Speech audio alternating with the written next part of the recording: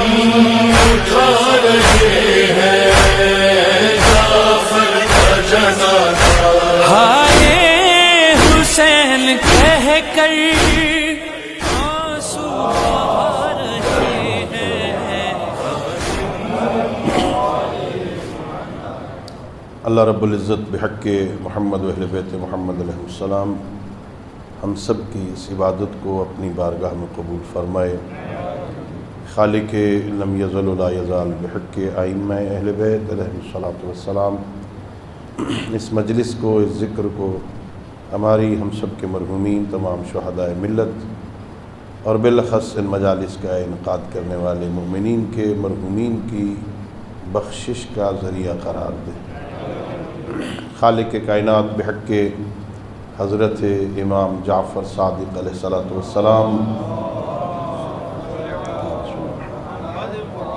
ہم سب کو اپنے معصوم ہادیوں کی سیرت طیبہ کو سمجھنے اور اس پر عمل کرنے کی توفیق عطا فرمائے۔ اپنی ان دعاؤں اور اس عظیم عبادت کی قبولیت کے لیے مل کے بآواز بلند صلوات پڑھیں۔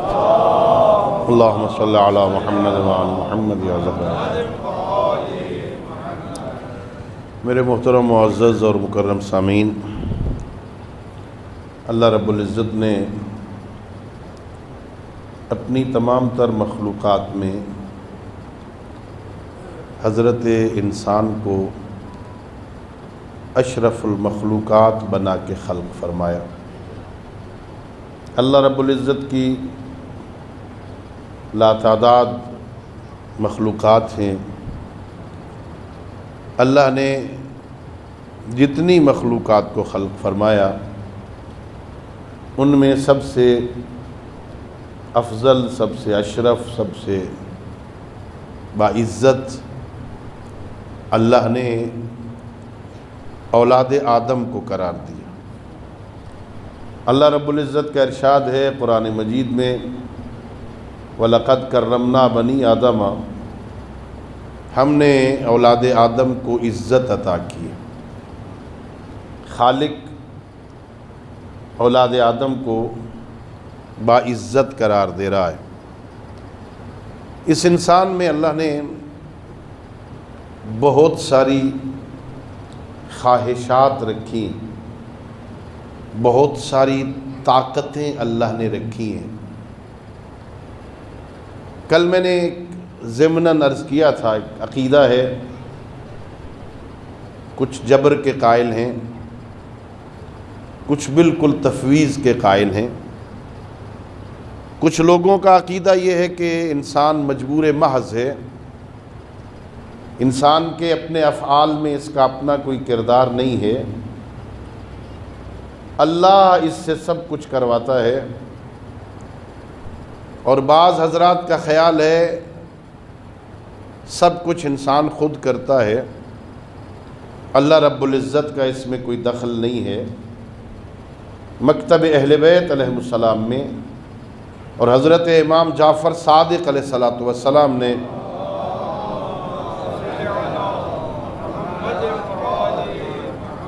جو عقیدہ ہمیں بتایا اور سمجھایا وہ یہ ہے کہ نہ جبر محض ہے نہ تفویض محض، بلکہ اس کے درمیان راستہ ہے۔ کچھ پہلوؤں سے انسان مجبور ہے اور کچھ پہلوؤں سے انسان مختار ہے۔ طاقت لینے میں محتاج ہے، طاقت کو استعمال کرنے میں مختار ہے۔ آنکھوں میں دیکھنے کی طاقت خود سے پیدا نہیں کر سکتا، یہ اللہ دے گا تو ملے گی۔ کانوں میں سننے کی صلاحیت میں خود مختار نہیں ہے، اللہ قوت سماعت دے گا تو سن سکے گا۔ زبان میں قوت گویائی حاصل کرنے میں مختار نہیں ہے، محتاج ہے، مجبور ہے۔ اللہ بولنے کی طاقت دے گا تو بولے گا۔ ہاتھوں میں پکڑنے کی طاقت لینے میں مجبور ہے، اگر نہ ہو سکتا اللہ طاقت نہ دے، ہاتھ ہو لیکن ہاتھ پکڑ نہ سکے۔ مجبور ہے، اس حد تک مجبور ہے، لیکن پھر اللہ نے انسان کو مختار بنا دیا، آنکھوں میں دیکھنے کی صلاحیت رکھ کے پھر اس طاقت کو بندے کے اختیار میں دیکھ دیا کہ اب یہ آنکھ ادھر دیکھے گی جدھر تو چاہے گا، کان وہ سنیں گے جو آپ چاہیں گے، زبان وہ بولے گی جو آپ چاہیں گے، ہاتھ ادھر اٹھیں گے جدھر آپ چاہیں گے، پیر ادھر چلیں گے جدھر آپ چاہیں گے۔ یہ چونکہ انسان کے اندر اللہ نے طاقتیں رکھی ہیں، اور پھر اس میں انسان کے اندر خواہشات بھی ہیں، ان طاقتوں کے ساتھ خواہش بھی ہے۔ اصل میں وہ خواہش انسان کو اللہ کے راستے سے منحرف کرنے کا سبب بنتی، بل یرید الانسان لیفجر امامہ، انسان تو چاہتا یہی ہے کہ مجھے کوئی روکنے والا نہ ہو، بس گناہوں میں پڑا رہا ہوں، آزادیاں ہوں، کوئی روکنے ٹوکنے والا نہ ہو۔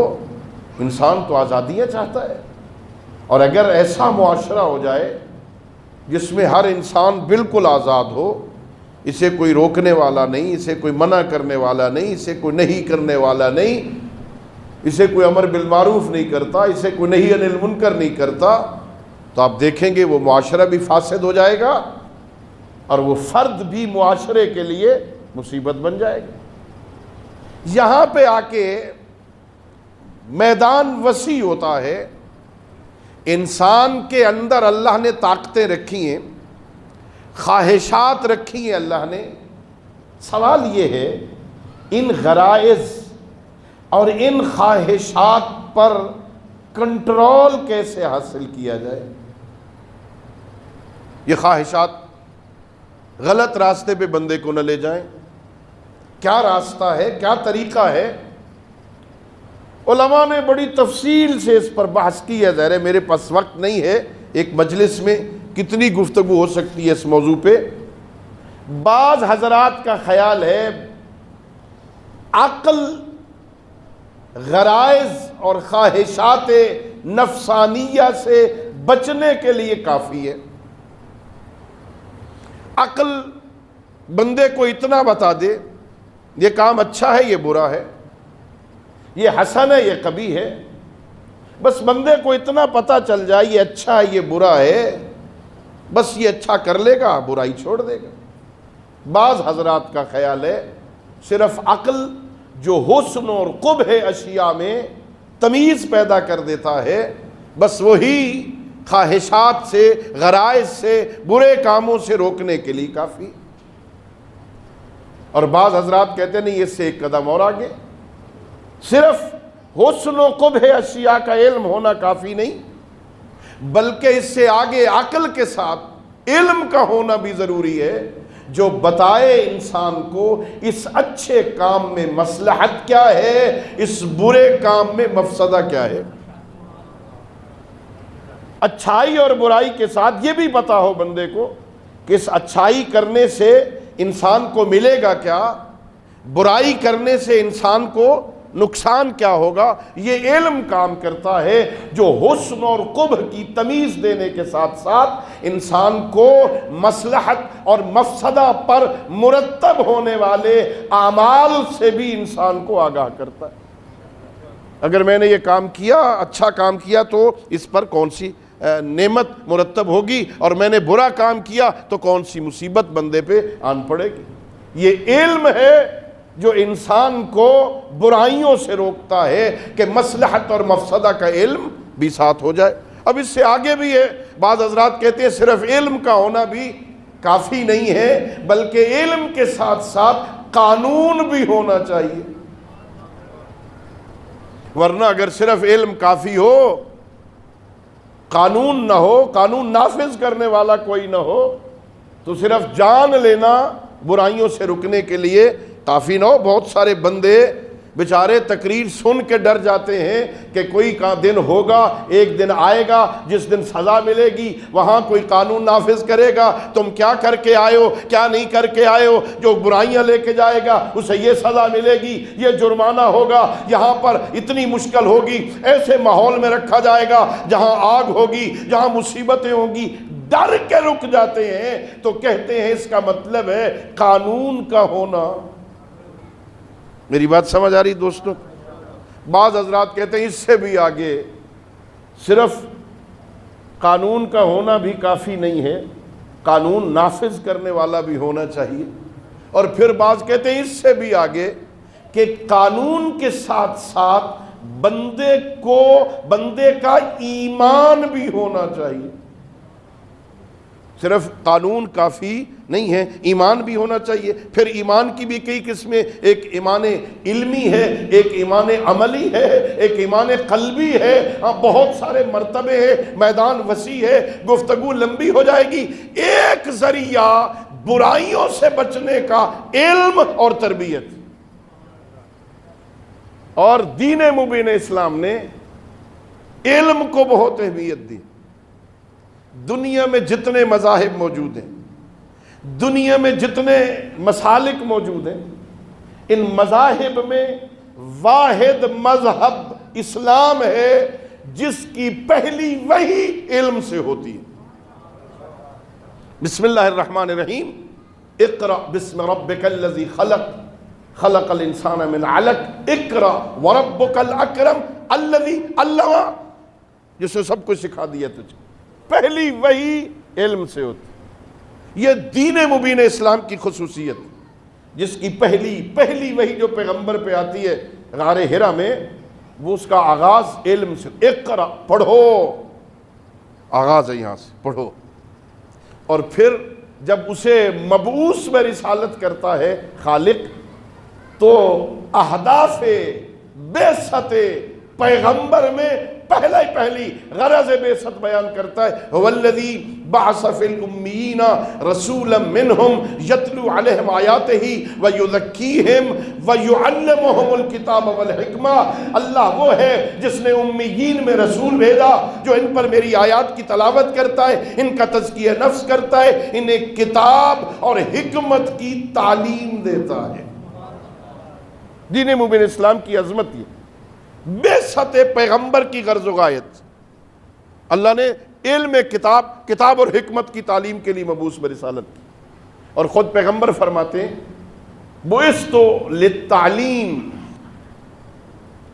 میں علم سکھانے کے لیے بھیجا گیا، وہ معلم بنا کے بھیجا گیا ہوں میں۔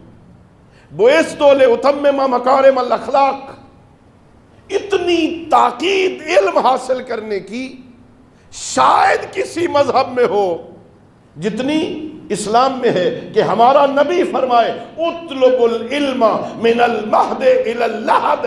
کوئی 5 سال کا کورس دیتا ہے، کوئی 10 سال کا نصاب بنا کے دیتا ہے، کوئی ایم اے کے بعد ختم ہو جاتا ہے، کوئی پی ایچ ڈی کے بعد بس اس کی اب ڈگری کوئی نہیں، اس کے بعد ختم ہو جاتا ہے۔ لیکن اللہ نے جس مکتب سے ہمیں وابستہ کیا ہے اس میں علم اتنا وسیع ہے، 2-4 سال کافی نہیں، کہ اطلب العلم من المہد الی اللحد، ماں کی گود سے لے کر قبر کی دیواروں تک علم حاصل کرو۔ علم حاصل کرو، سیکھو، ماں کی گود میں سیکھو، گھر کے صحن میں سیکھو، گلی میں آؤ سیکھو، بازار میں جاؤ سیکھو، مدرسہ میں جاؤ سیکھو، زندگی میں سیکھو، مرنے کے بعد بھی علم حاصل کرو۔ اور یہ اس حدیث پہ بھی شاید عمل سوائے ہمارے مکتب کے کسی اور میں نہیں ہوتا، کہ ہمارے ہاں دنیا میں آتا ہے تو ہم آتے ہوئے ہی علم شروع کرتے ہیں، اللہ اکبر کی آواز اس کے کانوں پہ جاتی ہے، اذان اور اقامت اس کے کانوں میں کہی جاتی ہے، اور جو قبر میں لٹا دیتے ہیں تو شانے ہلا ہلا کے کہتے ہیں اسمع افہم، اسمع افہم، سن بھی صحیح سمجھ بھی صحیح، اللہ تیرا ایک ہے۔ یا اسمع افہم، اطلب العلم من المہد الی اللہ، طلب العلم فریضۃ علی کل مسلم و مسلمہ۔ یہ اسلام ہے جو کہتا ہے الکمال کل الکمال التفقہ فی الدین، حقیقی کمال دین کا علم حاصل کرنا۔ تو شاید میں تمہید کی منزل میں یہ بات پہنچانے میں کامیاب ہو گیا، شاید کہ علم بڑی اہمیت رکھتا ہے، علم حاصل کرنا ضروری ہے۔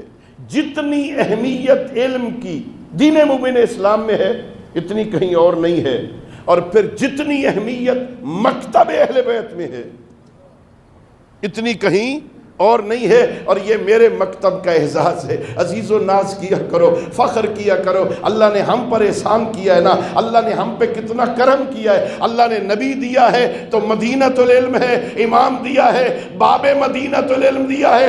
کسی مکتب میں تجھے باب مدینۃ العلم باقر العلوم نہیں ملیں گے تو مکتب آل محمد میں، یہاں باب مدینۃ العلم، امام باب مدینۃ العلم، امام باقر العلوم ہیں، امام جعفر صادق ہیں۔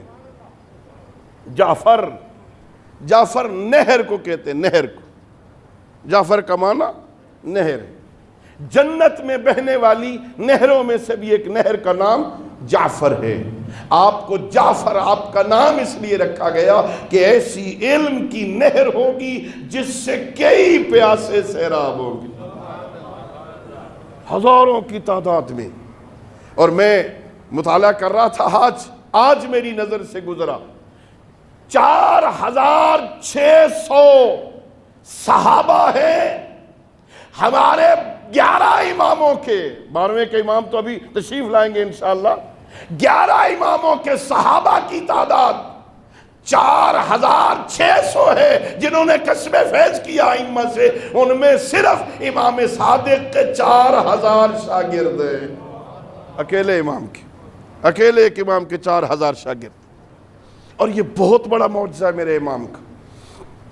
اگر اس انداز میں توجہ فرمائیں آپ، یعنی ایک زمانہ، توجہ کرنا، ایک زمانہ وہ تھا پیغمبر کی زندگی میں، ایک زمانہ ایسا آ گیا تھا کہ سید الانبیاء کہہ رہے تھے قلم دوات دے دو، ایک حدیث لکھ دوں تمہیں، میرے بعد گمراہ نہیں ہوگی، ایک حدیث لے لو مجھ سے۔ اور لوگ کیا کہہ رہے تھے؟ حسبنا کتاب اللہ، ہمارے لیے اللہ کی کتاب کافی ہے، اب ہمیں کسی اور حدیث کی ضرورت نہیں ہے۔ ذرا توجہ کیا آپ نے، غور کیا آپ نے، خود پیغمبر کہہ رہے ہیں ایک حدیث لے لو، لوگ لینے کے لیے تیار نہیں۔ اور یہ امام صادق کی تعلیم تبلیغ کی عظمت یہ ہے کہ مسجد کوفہ میں 900 حلقہ درس تھا جو بیٹھے حدیث کا تکرار کر رہے تھے، ایک وقت میں ایک حدیث لینے کے لیے تیار نہیں تھے، اور یہاں 900 حلقہ درس بیٹھے ہیں، سارے کہہ رہے ہیں قال جعفر بن محمد، قال محمد بن علی، قال رسول اللہ، سارے کہہ رہے ہیں جعفر بن محمد نے یہ کہا، محمد باقر نے یہ کہا، علی زین العابدین سے سن کے یہ کہا، علی حیدر کرار نے یہ کہا، محمد الرسول اللہ نے یہ کہا۔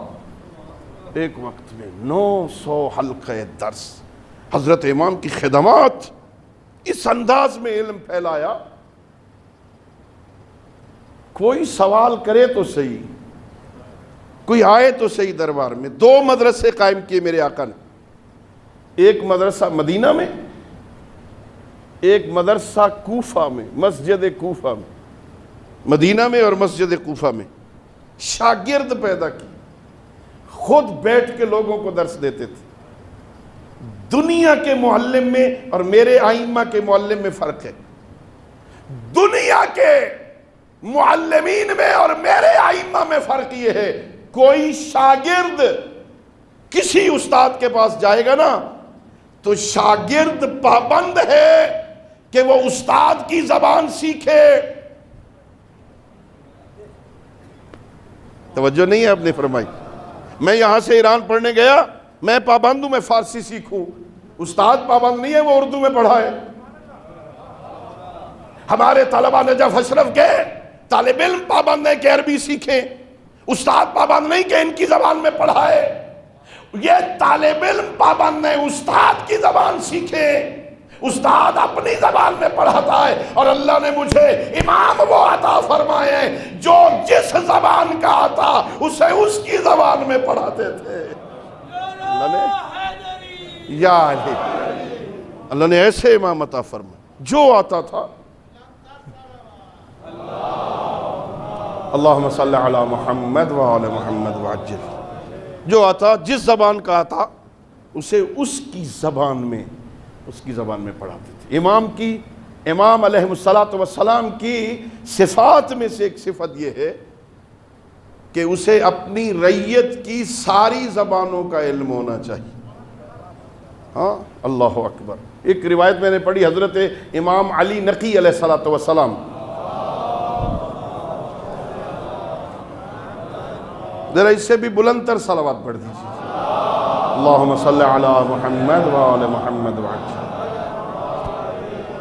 یہ پچھلے دنوں میں ایک جگہ پہ پڑھ رہا تھا کہ اللہ نے دو فرشتے یہاں بٹھائے ہیں نا، ایک فرشتہ نیکیاں لکھتا ہے، ایک فرشتہ برائیاں لکھتا ہے، ایک نیکیاں لکھتا ہے، ایک برائیاں لکھتا ہے۔ جب ہم نیکی کر رہے ہوتے ہیں تو نیکیوں والا لکھ رہا ہوتا ہے، برائیوں والا فارغ بیٹھا ہوتا ہے، اور جب خدا نخواستہ گناہ کر رہے ہوتے ہیں تو پھر برائیوں والا لکھ رہا ہوتا ہے، نیکیوں والا فارغ بیٹھا ہوتا ہے۔ لیکن ایک نیکی ایسی ہے، ایک کام ایسا ہے جب وہ بندہ کرتا ہے تو دونوں کام کر رہے ہوتے ہیں۔ پوچھا گیا وہ کیا؟ کہ جب محمد و آل محمد پہ درود پڑھتے ہیں نا، نیکیوں والا نیکیاں لکھتا ہے، گناہ والا گناہ مٹانا شروع کر دیتا ہے۔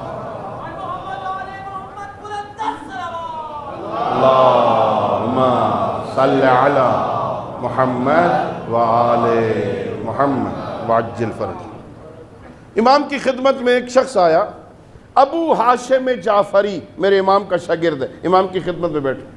ایک شخص آیا جو عربی زبان نہیں جانتا، اپنی زبان میں آ کے امام کی خدمت میں کچھ سوال کرنے شروع کر دیے۔ میرے امام نے اسی کی زبان میں جواب دینے شروع کر دیے۔ وہ سوالوں کے جواب پا کے اٹھا، وہ جا رہا ہے، ابو ہاشم جعفری میرے امام کا صحابی ہے، پوچھتا ہے ابن رسول اللہ آپ اس کی زبان بھی جانتے ہیں؟ فرمایا ابو ہاشم تجھے کیا ہو گیا؟ کیا میں اس کا امام نہیں ہوں؟ کیا میں اس کا امام نہیں ہوں؟ اب میرے امام فرماتے ہیں کیا تو بھی سیکھنا چاہتا ہے، یہ زبانیں سیکھنا چاہتا ہے کہ مولا عطا ہو جائے؟ فرمایا یہ ذرا ایک کنکر اٹھا کے مجھے دو۔ کنکر اٹھا کے دیا، میرے مولا نے اپنی زبان پہ رکھا، تھوڑا سا لعاب دہن جو لگا نا اسے نکال کے ابو ہاشم کو دیا، اس نے اپنی زبان پہ رکھ کے اسے چوسنا شروع کیا۔ تھوڑی دیر بعد کہتا ہے مولا تیری امامت کی قسم میں 70 زبانوں کا عالم ہو گیا۔ اللہ نے ایسے امام عطا فرمائے، جو آتا اسے اس کی زبان میں اسے دین کا سبق سکھاتے، جو آتا۔ اللہ نے مجھے ایسے امام عطا فرمائے، اور میرے امام نے بڑے بڑے لائق ترین شاگرد پیدا کیے تھے، فاضل ترین شاگرد۔ اور یہ میں نے پڑھا، امام جب کوئی دوسرا بحث کرنے آتا تھا، کوئی اتنا اعتماد تھا میرے امام کو اپنے شاگردوں پر، فرماتے پہلے میرے اس شاگرد سے بات کرنا، پھر مجھ سے بات کرنا۔ پہلے انہیں پیش کرتے تھے، بڑے بڑے شاگرد، بہترین عالم، ایسے عالم، اتنا اعتماد میرے امام کو۔ فرماتے ہیں اگر یہ نہ ہوتے مکتب آل محمد کی حدیثیں مٹ جاتی۔ علم حاصل کرنے کا اتنا شوق تھا زرارہ کو، محمد ابن مسلم کو، برید ابن معاویہ کو، ابو بصیر کو، اتنے شوقین تھے، صبح رجسٹر لے کے امام کی خدمت میں آ جاتے تھے۔ اچھا وہاں پر ایسا تھوڑی ہوتا تھا کہ یہ سائنس کا پیریڈ ہے تو یا صرف سائنس کی باتیں ہونی ہیں، اب ریاضی کا پیریڈ ہے تو صرف ریاضی کی باتیں ہونی ہیں، اب معاشرتی کا پیریڈ ہے تو اس کی باتیں ہونی ہیں۔ امام بیٹھے ہوتے، جو آتا جو پوچھتا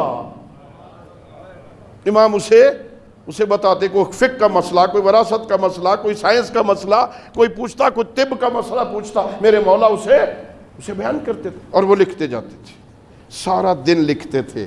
اور یہ یاد رکھنا، ایک استنباط کے مرحلے میں، اجتہاد کی بحثوں میں یہ گفتگو ہوتی ہے۔ یہ جو روایت مزمرہ ہوتی ہے نا، ایک روایت ہوتی ہے جس میں امام کا نام نہیں لیا جاتا، صرف لکھا ہوتا ہے ان ہو، مثلا اس سے سنا. وہ روایت ایسی ہوتی ہے جس سے استدلال نہیں کیا جا سکتا، جسے ضعیف سمجھتے ہیں، کہتے ہیں یہ اس قابل نہیں ہے. کس سے نقل کر رہا ہے؟ اس کا نام تو ہے ہی نہیں. اس سے سنا، اس سے کون؟ کس سے سنا؟ یہ کہا یہ قابل اعتماد نہیں ہے. لیکن میرے امام نے جو شاگرد پیدا کیے تھے نا، یہ زرارہ ہو، یہ محمد ابن مسلم ہو، یہ ابو بصیر ہو، یہ یونس ہو، اتنے قابل اعتماد ہیں. علماء کہتے ہیں یہ اگر کہہ دے میں نے اس سے سنا ہے، نام نہ لے تب بھی قبول کر لو کہ یہ غیر معصوم سے نقل ہی نہیں کرتے. ایک ایک عالم 30 ہزار حدیثوں کے حافظ تھے. ایک راوی 30 ہزار حدیثوں کے راوی ہیں. ذرا ہم اپنا جائزہ لیں. اگر 20 سال 30 سال 40 سال 50 سال ہو گئے مجالس سنتے ہوئے، ہمیں کتنی حدیثیں یاد ہیں؟ ہمیں کتنی آیتیں یاد ہیں؟ اس لیے کہ ہم یاد کرنے تو آتے ہی نہیں، ہم تو صرف سننے کے لیے آتے ہیں نا. یہ ابو بصیر ہے، یہ زرارہ ہے، یہ زرارہ بن عیون، اتنا بڑا زرارہ، اللہ اکبر، اتنا بڑا ابان ابن طالب. میرے امام کو کتنا اعتماد ہے، کہتے ہیں یا ابان اجلس فی المسجد وفد الناس، یہاں نہ صرف بیٹھا کر، مسجد میں جا کے بیٹھا کر، لوگوں کو فتوے دیا کر. میں چاہتا ہوں میرے شیعوں میں تجھ جیسے پیدا ہوں، تجھ جیسے پیدا ہوں. اللہ اکبر. مثال ابان تجھ جیسے پیدا ہوں، میں چاہتا ہوں تجھ جیسے میرے شیعہ ہوں. حمران بن عیون کو امام باقر علیہ السلام اپنے شیعہ ہونے کی سند عطا کرتے. زرارہ بن عیون کو حضرت امام جعفر صادق فرماتے ہیں زرارہ میں نے تیرا نام جنتیوں کی فہرست میں پڑھا ہے. اللہ اکبر، کتنا اعتماد ہے. ہاں زرارہ، جنتیوں کی فہرست میں تیرا نام میں نے پڑھا ہے. زرارہ، اگر یہ نہ ہوتا زرارہ، فرمایا ہمارے نانا کی حدیثیں مٹ جاتی. انہوں نے لکھ لکھ کے اسے آئندہ نسلوں تک پہنچا. بڑے بڑے شاگرد پیدا کیے. جابر بن حیان جیسا شاگرد، محمد ابن مسلم جیسا شاگرد. ایسے نامور لوگ، بحث کرتے لوگ ڈرتے تھے ان کے ساتھ بحث کرتے. میرے مولا کے شاگرد ہے، 18 سال عمر ہے. توجہ چاہوں گا. کتنی؟ 18 سال کا بچہ کتنا بڑا ہوتا ہے؟ 18 سال کا. حشام ابن حکم 18 سال کا. جیسے امام کی خدمت میں آتا تھا امام کھڑے ہو جاتے تھے. امام صادق علیہ السلام حشام ابن حکم کے احترام میں کھڑے ہو جاتے تھے. 18 سال کا جوان. لوگ پوچھتے یہ ابن رسول اللہ 18 سال کا بچہ ہے، اس کے لیے کھڑے ہوتے ہو؟ فرماتے یہ حشام زبان، دل اور اعضاء و جوارے کے ساتھ میرا مددگار ہے. اللہ اکبر. یہ مکتب آل محمد کا مددگار ہے حشام. 18 سال کا. علم کلام میں نہایت پختہ آدمی تھا. عقیدے کی کوئی بحث کرنی ہوتی نا، توحید کی بحث ہو، عدالت کی بحث ہو، نبوت کی بحث ہو، امامت کی بحث ہو، کوئی امامت کے بارے میں اختلاف تو کرے، مولا حشام کو آگے کرتے تھے. بحث کر اسے سمجھا. ایک واقعہ علماء نے لکھا ہے. 18 سال کا حشام مولا کی خدمت میں، مولا کے بہت قریبی صحابہ کا مجمع ہے، مخصوص صحابہ بیٹھے ہیں. مولا مسکرا کے کہتے ہیں حشام ذرا بتاؤ عمر ابن عبید کو تو نے کیسے شکست دی تھی؟ عمر ابن عبید دشمن اہل بیت تھا، امامت کا عقیدہ نہیں رکھتا تھا، لوگوں میں بیٹھ کے تبلیغ کرتا تھا امامت کے خلاف. بتا حشام کیسے شکست دی تھی عمر ابن عبید کو؟ سر جھکا کے کہتا ہے مولا آپ کے سامنے بات کرتے ہوئے شرم آتی ہے. کیا احترام تھا. مولا آپ کے سامنے کیا بتاؤں میں نے کیسے مناظرہ جیتا. میرے مولا نے فرمایا جب میں حکم دے رہا ہوں تو پھر اس پہ عمل کرنا ہوگا، بتاؤ. کہتا ہے مولا میں نے سنا عمر ابن عبید بصرہ کی مسجد میں بیٹھ کر لوگوں کو ائمہ کے خلاف اور امامت کے عقیدے کے خلاف انہیں بھڑکاتا ہے اور انہیں دلیلیں دیتا ہے. جب میں سنا نا تو مجھ سے رہا نہ گیا، میں بھی چلا کوفہ سے بصرہ پہنچ. جمعہ کا دن تھا، نماز جمعہ کے بعد میں سیدھا مسجد میں گیا. میں نے دیکھا عمر ابن عبید ممبر پہ بیٹھا ہے، لوگوں کا مجمع ہے، مسجد بھری ہوئی ہے، امامت کے خلاف درس دے رہا ہے، وعظ کر رہا ہے، باتیں کر رہا ہے. میں نے بھی ذرا جگہ بنائی، پیچھے جگہ ملی، لوگوں سے کہا ذرا مجھے بیٹھنے دو. میں گھٹنوں کے بل بیٹھا، یوں گھٹنے کے اوپر میں نے بیٹھ کے کہا اے بزرگو میں مسافر ہوں، سوال کا حق ہے. توجہ ہے آپ حضرات کی؟ سبحان اللہ کہنے میں تو کوئی حرج نہیں ہوتی نا. اللہ اکبر.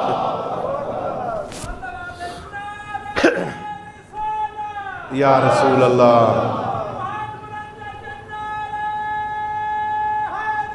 یا علی،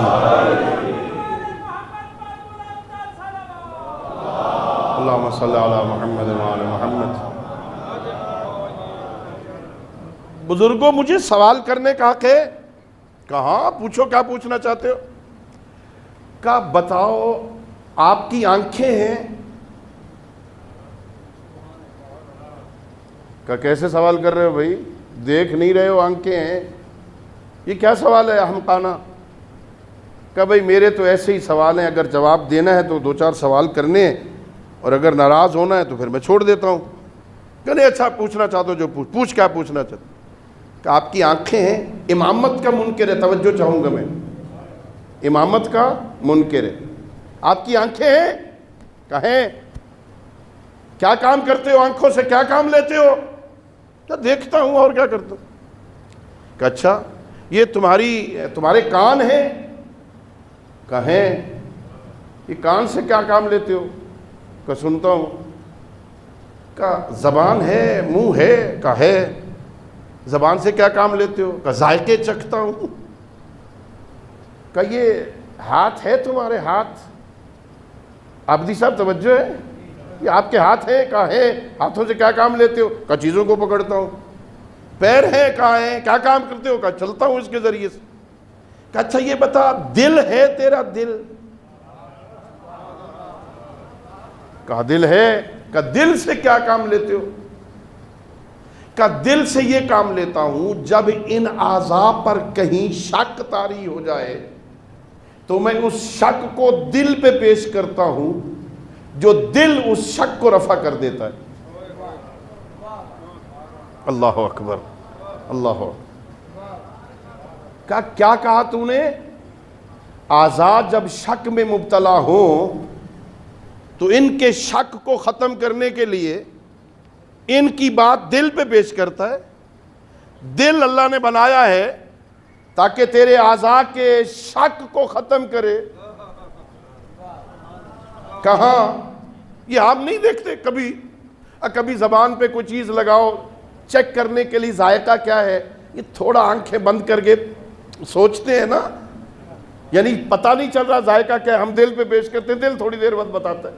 کسی کو دیکھا ہے یہ کون ہے، تھوڑی دیر کے لیے آنکھیں بند کر کے سوچتے ہیں، اس شک کو دل پہ پیش کرتے ہیں. تھوڑی دیر بعد دماغ کے اس صفحے پہ سکرین پہ تصویر آ جاتی ہے، وہاں جگہ پر امام صادق کی مسجد میں دیکھا تھا، ہے نا. شک، اعضاء کو شک کو، یہ کیا ہے، یہ کیسی آواز ہے، یہ کیسا ذائقہ ہے، یہ نرم ہے کہ نہیں. ہاں تھوڑی دیر سوچتا ہے نا، دل پہ پیش کرتا ہے نا. اللہ نے دل بنایا ہے تاکہ ان اعضاء کو اگر شک میں مبتلا ہو جائیں ان کے شک کو ختم کرے. جب اسے پکا کر لیا نا کہ اللہ نے اعضاء کو شک سے نکالنے کے لیے ان کا بھی ایک راہبر بنایا ہے جو ان کے شک کو دور کر رہا ہے. کہا اے اللہ کے بندے تجھے کیا ہو گیا؟ اللہ نے تیرے اعضاء کو شک ختم کرنے کے لیے ایک امام اور رہبر عطا کیا ہے، اور کائنات کے شکوک کو ختم کرنے کے لیے کوئی امام نہیں بنایا. اللہ اکبر. کسی رہبر کی ضرورت نہیں، پوری انسانیت شک میں مبتلا رہے. مولا میں نے اسے یہ کہا، مولا نے کہا پھر کہ مولا وہ چپ ہو گیا. عمر ابن عبید چپ ہو گیا، غور سے میری طرف دیکھ کے کہتا ہے تو ہشام ابن حکم تو نہیں ہے؟ اللہ اکبر، تو ہشام ابن حکم تو نہیں ہے؟ مولا میں نے مصلحتاً کہا نہیں میں وہ نہیں ہوں۔ کیا کہیں ہشام کی محفل میں بیٹھتا تو نہیں ہے؟ کہ نہیں میں ہشام کی محفل میں بھی نہیں بیٹھتا ہوں۔ کہ بتا تو کہاں کا رہنے والا ہے؟ کہ میں کوفہ کا رہنے والا ہوں۔ اس عمر ابن عبید نے کہا اگر تو کوفے کا رہنے والا ہے تو پھر تو ہی ہشام ہے، ایسی بات کوئی اور نہیں کہہ سکتا۔ پھر میرے امام نے پوچھا پھر کیا ہوا ہشام؟ کہ مولا میں پیچھے بیٹھا تھا، اس نے مجھے اپنے پاس بلایا، جہاں خود بیٹھا تھا مجھے وہاں بٹھایا، خود منبر سے اتر کے نیچے بیٹھا۔ مولا تیری امامت کی قسم جتنی دیر میں بیٹھا رہا اس میں بولنے کی طاقت نہیں تھی، خاموش بیٹھا رہا۔ ایسے شاگرد پیدا کیے میرے امام، جتنی دیر میں بیٹھا رہا وہ چپ رہا، جب میں اٹھ کے چلا گیا نا پھر شاید بولا ہو۔ یہ بات ختم ہوئی نا، میرے امام پوچھتے ہیں شام اتنی بات بتا یہ تو نے سیکھا کہاں سے؟ اللہ تو نے یہ علم کہاں سے لیا؟ مولا بس ویسے ہی میرے دل میں آ گیا تھا، ویسے ہی استدلال سوال میرے دل میں آ گیا۔ میرے مولا فرماتے ہیں نہیں ہشام واللہ خدا کی قسم یہ بات اللہ نے صحف ابراہیم و موسیٰ میں نازل کی تھی۔ اللہ نے اللہم صلی علی محمد و آل محمد اللہ نے کیسے امام عطا فرمایا؟ امام نے ایسے شاگرد پیدا کیے، ایسے علم کی روشنی پھیلائی۔ آپ ذرا سوچئے نا، توجہ چاہوں گا میں، امام کی خدمات کیا ہے؟ یہ دین، یہ شریعت، یہ مذہب کیا امام نے کوئی الگ بنایا ہے؟ یہ امام نے کوئی نیا قرآن امام لے آئے ہیں؟ کوئی احکام شریعت کے نئے بیان کیے ہیں امام نے؟ وہی پیغمبر کی شریعت ہے نا، وہی پیغمبر کے حکام ہے نا۔ یہ ہے میرے امام کی عظمت، نیا دین نہیں ہے، نیا حکم نہیں ہے، حکم پیغمبر کو بیان کیا، حکم پیغمبر کو بیان کیا، شریعت پیغمبر کو بیان کیا، بیان پیغمبر کی شریعت کی اتنے محکم انداز میں پیش کی۔ شریعت محمد کی ہے، مذہب جعفر صادق کا مشہور ہو گیا۔ خدمات تھیں، اس انداز میں خدمت کی ہے، وہی شریعت ہے پیغمبر کی، لیکن لوگ مذہب جعفر صادق کے نام سے اسے جانتے۔ میرے امام نے ایسی خدمات انجام دی، بیٹھتے لوگوں کو سبق پڑھاتے تھے، لوگوں کو دین کے سبق پڑھاتے تھے، اور ایسے سبق۔ میں نے کل کی گفتگو میں کہا تھا ایک ایک جملہ میرے امام کا ہدایت کا سبب بن جاتا تھا۔ کتنا دقیق علم تھا میرے امام کے پاس۔ ہم تو ظاہر کو جانتے ہیں، بلکہ حقیقت یہ ہے جو ہمارے پاس ہے نا، علم تھوڑا ہے، ظنون زیادہ ہے، ظنیات کا مجموعہ ہے ہمارے پاس۔ جو کسب فیض کر رہے ہیں نا کسی سے، کتنا علم ہے یہ تو پتہ نہیں، بعد میں پتہ چلے گا نا علم کتنا ہے۔ اگر آپ حضرات کو یاد ہو نا، معلوم ہو، ایک وہم ہوتا ہے، ایک شک ہوتا ہے، ایک ظن ہوتا ہے، ایک علم ہوتا ہے۔ جہاں طرفین برابر ہو، متساوت طرفین، 50-50، اسے شک کہتے ہیں۔ 50% ادھر 50% ادھر، یہ شک ہے۔ ایک طرف 70% ہے، ایک طرف 30%، جدھر 30% کا احتمال ہے اسے وہم کہتے ہیں، جو 70% ہے نا اسے ظن کہتے ہیں، اور جہاں 100% ہونا اسے علم کہتے ہیں۔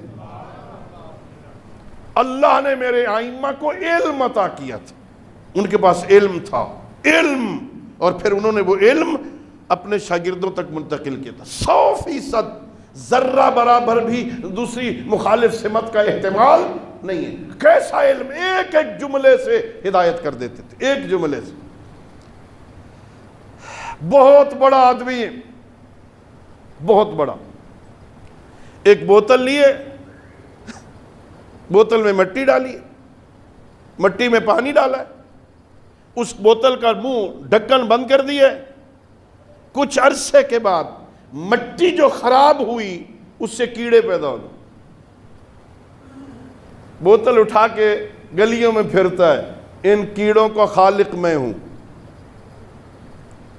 یہ کیڑے میں نے خلق کی، یہ کیڑے میں نے بنائے. کوئی ایسے عجیب لوگ ہوتے ہیں اسے بھی خالق ماننے والے مل گئے. عجیب ہے، یعنی یہ عجیب نظام ہے. لوگوں نے خدائی کا دعویٰ کیا تو انہیں ماننے والے، فرعون کو نہیں مل گئے تھے، نمرود کو نہیں مل گئے تھے، خدائی کا دعویٰ کیا مل گئے. جھوٹے مدعیان نبوت آئے انہیں امتی مل گئے، جھوٹے مدعیان امامت آئے انہیں بھی مل گئے. بوتل میں مٹی ڈالی، اس میں پانی ڈالا، مٹی خراب ہوئی، اس میں کیڑے پیدا ہو گئے. یہ اٹھا کے پھرتا ہے یہ میں نے پیدا کیے. کیسے پیدا کی؟ بھائی مٹی میں نے ڈالی تھی، پانی میں نے ڈالا تھا، بوتل میری ہے، ڈھکن میں نے بند کیا ہے، میرے گھر پڑے ہیں، میں نے پیدا کیے. میں مٹی نہ ڈالتا یہ کیسے پیدا ہوتی؟ ماننے والے مل گئے. یہ بات چلتی چلتی آپ کے امام تک پہنچی. مولا یہ لوگوں کو گمراہ کر رہا ہے. فرمایا میرے پاس لے آؤ. اللہ اکبر. امام کی خدمت میں آیا. میرے مولا نے فرمایا کیا خیال ہے تیرا، تو نے پیدا کیے؟ کہ میں نے پیدا کیے. میں نے ہی پیدا کیے نا. میرے امام نے ایک جملہ کہا کہ اگر تو ان کا خالق ہے تو بتا ان میں مذکر کتنے ہیں، مؤنث کتنے ہیں؟ تو جو خالق ہے بتا ان میں مذکر، تو نے جو پیدا کیے کتنے مذکر ہیں کتنے مؤنث ہیں؟ کہا جی وہ جی مجھے تو یہ نہیں پتہ ہے، یہ تو نہیں پتا ان میں مذکر کتنے مؤنث کتنے. کہا اچھا ڈھکنا کھول، انہیں ذرا انڈیل دے نیچے زمین پہ، باہر نکال ان کیڑوں کو جو مشرق جا رہے ہیں، انہیں روک. تو خالق ہے نا، انہیں روک کے کہ مغرب جاؤ. مغرب جانے والوں کو روک کے کہا مشرق جا. کہ یہ میں کیسے کر سکتا ہوں، یہ کیسے میرا کہنا مانیں گے؟ کہ تو عجیب خالق ہے، نہ ان کی تعداد جانتا ہے، نہ یہ جانتا ہے مذکر کتنے ہیں مؤنث کتنے ہیں، نہ ان کا راستہ بدل سکتا ہے. میں نے خلق نہیں کیے، ان کا خالق میرا اللہ ہے. ذرا تو نیچے انڈیل. جو مشرق جا رہے تھے میرے امام نے حکم دیا مغرب جاؤ، یہ مڑ کے واپس جانے لگے. کہ میں خالق نہیں، میں خالق کا نمائندہ.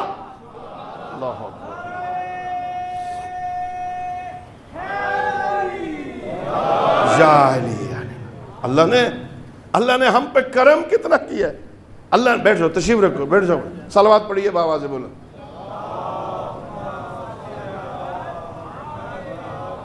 اللہ نے ہمیں ایسے عظیم پیشوا عطا فرمائے، اللہ نے ہمیں ایسے عظیم رہبر عطا. ایک جملے میری طرف توجہ کیجیے، آپ ایک جملے میں ہدایت کرتے ہیں، ایک جملے میں لوگوں کو راہ راست پہ لے آتے. ایک بہت بڑا طبیب، اب جتنے تک یہ ذرا نکلے گا نہیں آپ کی توجہ میری طرف نہیں آتی. اللہ یا رسول اللہ.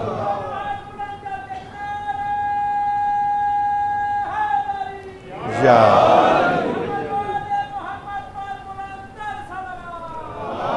اللہم صلی علی محمد وآل محمد. اپنے چاہنے وقت بہت تمام ہو رہا وقت، بس بہت تھوڑا وقت رہ گیا، مجھے معاف کر دینا. امام اپنے شیعوں سے کیا چاہتے ہیں باقی گفتگو انشاءاللہ کل کریں گے. امام اپنے شیعوں سے، امام صادق کو شیعہ کیسا چاہیے، کیسا شیعہ چاہیے؟ میں نے شاید کل کی مجلس میں کہا، ہمیں اچھا امام چاہیے، ہمیں عالم امام چاہیے، ہمیں عادل امام چاہیے، ہمیں سخی امام چاہیے، ہمیں کریم امام چاہیے، ہمیں شجاع چاہیے نا، ہمیں اچھا امام چاہیے. اچھے امام کو ریت کیسی چاہیے؟ ہم کہاں ہیں عزیزو؟ اگر امام کی نظر بہت دقیق ہے عزیزو، غور کرنا. روایت ہے، ایک راوی کہتا ہے میں مدینے گیا، مسافر تھا، میں نے ایک مکان کرائے پر لیا، میں ایک دروازے پہ گیا، دروازہ کھلا، ایک کنیز نکلنے لگی، میں نے غلط نگاہ اس پہ ڈالی.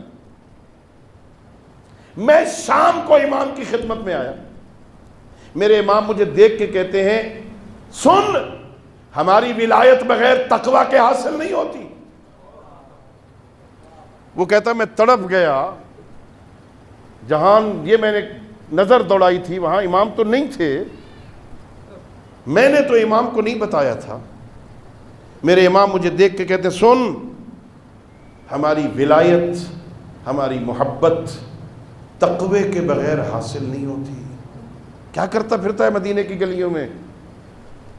ذرا سوچو۔ اور یہ عقیدہ ہے مکتب اہل بیت کا، ہماری عقائد کی کتابوں میں لکھا ہوا ہے۔ میرا امام بیٹھا ہو مدینہ میں اور وہ دیکھنا چاہیں کہ اس وقت مسجد امام صادق میں G9 میں اس وقت کیا ہو رہا ہے، یہ در و دیوار میرے امام کی نظروں کے سامنے حائل نہیں ہو سکتی۔ اللہ رب العزت ساری کائنات کے پردے امام کی نظروں کے سامنے سے ہٹا دیتے۔ امام مدینے میں بیٹھ کے دیکھ سکتے ہیں میں اس وقت کہاں ہوں اور کیا کر رہا ہوں اور کس حالت میں ہوں۔ جب کبھی گناہ کرنے کا موقع ملے یہ سوچ کے کر کہیں امام میری طرف متوجہ تو نہیں ہے۔ خدا نہ خواستہ اس وقت امام ہماری طرف متوجہ ہو، امام کے دل پہ کیا گزرے گی؟ یہ میرا شیعہ ہے، یہ کیا کر رہا ہے؟ یا ایھا الذین آمنوا اتقوا اللہ وکونوا مع الصادقین۔ امام اللہ حکم دے رہا ہے، اے ایمان والو، مسلمانوں کو حکم نہیں ہے، انسانوں کو حکم نہیں ہے، صاحبان ایمان کو خطاب ہے۔ اے صاحبان ایمان، تقوی اختیار کرو اور سچوں کے ساتھ ہو جاؤ، سچوں کے ساتھ ہو جاؤ۔ امام صادق سچے ہیں، امام صادق کے ساتھ ہو جاؤ، ساتھ۔ اللہ اکبر۔ بس میں ختم کر چکا گفتگو۔ دوستو، سفر میں کبھی اگر آپ کے ساتھ ایک طالب علم جا رہا ہو، مجھ جیسا طالب علم، سچ بتاؤ چلنے میں کوئی فرق ہوگا؟ تھوڑا بولو۔ طالب علم عالم دین ساتھ والی سیٹ پہ بیٹھا ہو، گلی میں اکٹھے جا رہے ہو، ایک عالم دین بھی ساتھ ہو جس نے عبا قبا پہنی ہوئی ہو، آپ کے دیکھنے میں کوئی فرق آئے گا ادھر ادھر نظر دوڑانے میں؟ اور اگر ساتھ زمانے کا مجتہد چل رہا ہو کوئی فرق ہوگا؟ اور اگر زمانے کا امام دیکھ رہا ہو؟ کیا عقیدے ہیں ہمارے بھائی؟ ہم کہاں ہیں؟ ہمیں سوچنے کی ضرورت ہے بھائی۔ خدا نہ خواستہ گناہ کا موقع ملے، یہ سوچ کے گناہ کیا کر میرا اللہ مجھے دیکھ رہا ہے، اللہ کے سامنے یہ کام کرو۔ اور جو لوگ شرم کرتے ہیں نا، بس روایت اور آپ کی زحمت تمام ہو رہی ہے۔ قیامت کا دن ہوگا، قیامت کا دن مشکل ترین دن ہے قیامت کا۔ بندے قبروں سے اٹھیں گے،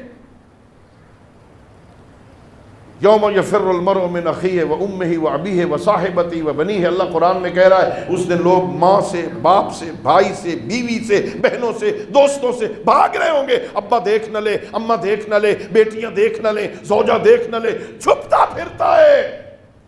مشکل منزل ہوگی نا۔ کچھ لوگ قبروں سے اٹھیں گے، جیسے ہی قبروں سے باہر آئیں گے نا، اللہ انہیں دو پر عطا کرے گا۔ ہاں، یہاں لگ جائیں گے پر، قبروں سے نکلیں گے، فضا میں کریں گے پرواز کرتے ہوئے سیدھے جنت کے دروازے پہ پہنچیں گے۔ دق الباب کریں گے، رضوان جنت دروازہ کھول۔ کون ہو؟ کہ جنتی ہے، اندر جانا ہے، دروازہ کھول۔ کہ یہ تو مجھے سمجھ آ گئی ہے، جنت کے دروازے پہ جو آ گئے ہو۔ دروازہ کھولتا ہوں، صرف اتنا بتاؤ دنیا میں کیا کرتے تھے؟ اللہ نے قبر سے اٹھتے ہوئے پر عطا کر دیے، وہ ایک جواب دیں گے، ہمیں اور تو کوئی پتہ نہیں، بس اتنا خیال یاد ہے جب کبھی گناہ کرنے کا موقع ملتا تھا ہمیں گناہ کرتے ہوئے اللہ سے شرم آتی تھی۔ کیسے گناہ کریں؟ اللہ دیکھ رہا ہے۔ اللہ اکبر۔ امام آپ سے یہ چاہتے ہیں، ہاں، استحیوا من اللہ حق الحیاء۔ ہاں، امام چاہتے ہیں اللہ سے حیا کرو، اتنا حیا کرو اللہ کا جتنا حیا کرنے کا حق ہے۔ وَجْعَلُوا بَيْنَكَ وَبَيْنَ اللَّهِ سِتْرًا وَلَوْ كَانَ رِقًّا۔ اپنے اور اپنے خالق کے درمیان ایک شرم و حیا کا پردہ رکھو، اگرچہ باریک ہی کیوں نہ ہو۔ ہونا چاہیے شرم و حیا کا پردہ۔ اللہ سے شرم آنی چاہیے، اللہ سے حیا کرنی چاہیے۔ اللہ دیکھ رہا ہے، اللہ کے سامنے یہ کام۔ اللہ میرے عزیزوں، میرے بھائیوں، میرے دوستوں، اللہ آپ کو سلامت رکھے، اللہ آپ کے اور ہم سب کے مرحومین پر رحمت نازل کرے، ہمیں اپنے معصومین کے فرامین پہ عمل کرنے کی توفیق دے۔ اس امام کی ایک خواہش ہے، اللہ کا حیا کرو، اور پھر میرے امام کی ایک تمنا ہے، لوگوں عاشور کو نہ بھلانا، امام کی ایک تمنا، اللہ اکبر، عاشور کو نہ بھلانا، کہیں غدیر کی طرح فراموش نہ کر بیٹھو۔ ہاں، حسین ابن علی کے تذکرے کرنا، علماء کی سیرت، بڑے بڑے بزرگ علماء میں نے پڑھا ان کے حالات زندگی میں، جب صبح کی نماز سے فارغ ہوتے تھے نا، بزرگ عالم دین ہمارے گزرے ہیں، صبح کی نماز سے فارغ ہوتے، وہیں مصلی پہ بیٹھے ہوتے نا، تھوڑا سا رخ پھیر دیتے تھے کربلا کی طرف، اور ایک جملہ کہتے تھے، حسین تیرا شکریہ، اللہ اکبر، حسین تیرا شکریہ، جو دین تو بچا کے گیا تھا نا، ہم نے اسے اپنے عمل سے کوشش کر رہے ہیں، ہم نے اسے زندہ رکھا ہوا ہے، اللہ اکبر۔ ہر کوئی اپنے محسن کا شکریہ ادا کرتا ہے، جس نے جس کے ساتھ بھلا کیا ہے نا، وہ اس کا شکریہ ادا کرتا ہے۔ عزیزو، علماء لکھتے ہیں، صاحبان مقاتل، ہر شب جمعہ سارے نبی کربلا جاتے ہیں، 1,24,000 نبی پیغمبر گرامی اسلام سارے کے سارے کربلا جاتے ہیں، غروب آفتاب سے لے کر صبح صادق تک کربلا رہتے ہیں۔ جب صبح صادق ہوتی ہے نا، تو سارے نبی کہتے ہیں، حسین تیرا شکریہ، ہم آئے تھے تیرا شکریہ ادا کرنے، تو نے ہماری شریعتوں کو بچایا، تو نے ہماری نبوتوں کو بچایا، تو نے ہماری رسالتوں کو بچایا، ہم تیرا شکریہ ادا کرنے آئے تھے۔ لکھا ہے مقتل والوں نے، وہاں حسین ایک جملہ کہتے ہیں، ہاں میں نے تمہاری شریعتوں کو بچایا، تم میرا شکریہ ادا کرنے آئے ہو، جب تم چلے جاؤ گے میں تھوڑی دیر کے لیے شام جاؤں گا اور اپنی بہن زینب کا شکریہ ادا کروں گا، جس نے میری محنتوں کو بچایا۔ اللہ اکبر۔ نہ ہوتی زینب کبریٰ، حسین ابن علی کا خون ناحق کربلا کی گرم ریت میں جذب ہو جاتا، کسی کو پتہ ہی نہ چلتا کون مارا گیا، کس نے مارا۔ یہ زینب کبریٰ کے خطبوں کا اثر ہے۔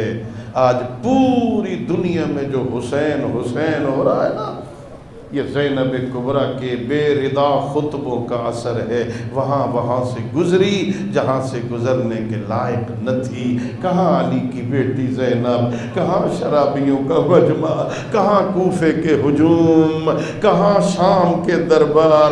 آئی علی کی بیٹی اللہ کا دین بچانے کے لیے، نانا کی شریعت بچانے کے لیے، بھائی کے مقصد شہادت کو بچانے کے لیے وہاں سے گزری۔ حسین کا نام نہ مٹ جائے، حسین کا مشن نہ مٹ جائے۔ جو کہہ رہے تھے نا ہم نے باغی مارا ہے، یہ خطبے پڑھ کے سمجھا رہی تھی، وہ باغی نہیں وہ نمازی تھا۔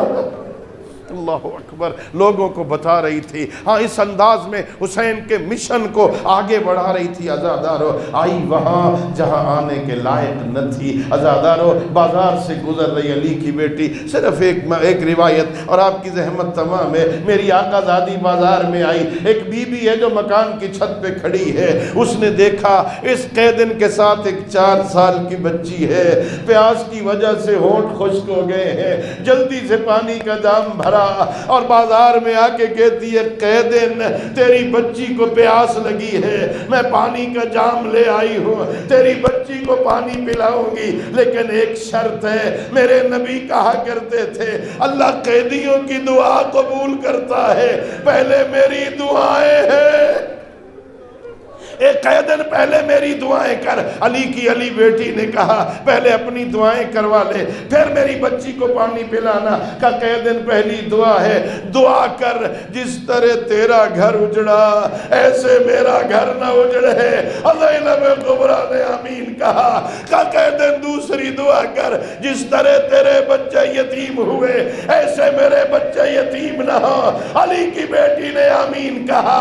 تیسرا سوال کہ قیدن دعا کر عرصہ ہوا میں مدینے نہیں گئی اللہ مجھے مدینے لے جا. میری آقا زادی نے آمین نہیں کہا. کہ قیدن بتا تیرا مدینہ بیوی بتا تیرا مدینے میں کون ہے. کہ قیدن میری آقا زادی رہتی ہے عرصہ ہوا میں نے زیارت نہیں کی دعا کر اللہ مجھے مدینے لے جائے. یہ سننا تھا. کہ قیدن اگر اس بازار میں تجھے تیری آقا زادی مل جائے اسے پہچان لے گی. کالامان والحفیظ کہاں شرابیوں کا مجمع کہاں میری آقا زادی. یہ سننا تھا. کہ ام حبیبہ ذرا میرے قریب آ میرے بال ہٹا میں زینب کبریٰ تیری آقا زادی میرا اکبر مارا گیا میرا عباس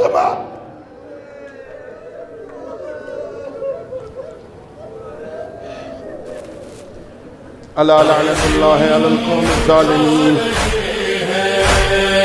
جعفر کا جنازہ ہائے حسین کہہ کر